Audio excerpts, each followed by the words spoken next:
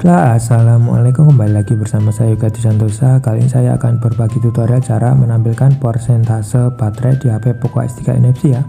Baiklah, sebelum kita mulai mohon bantuannya untuk like, share, dan subscribe untuk membantu agar channel ini bisa berkembang menjadi lebih baik lagi. Terima kasih. Baiklah, langsung saja kita ke settingan.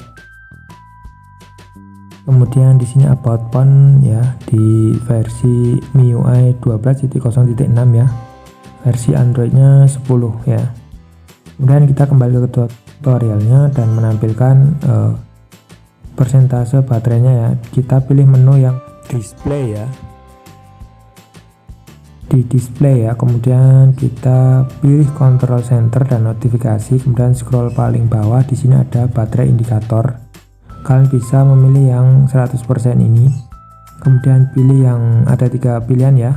Yang paling bawah ada 100%, angkanya ada di luar baterai, dan yang kedua ada di dalam baterai. Terserah kalian mau pilih yang mana, seperti itu. Kemudian kita bisa keluar. Nah, tampilannya sudah ada persentasenya ya, seperti itu.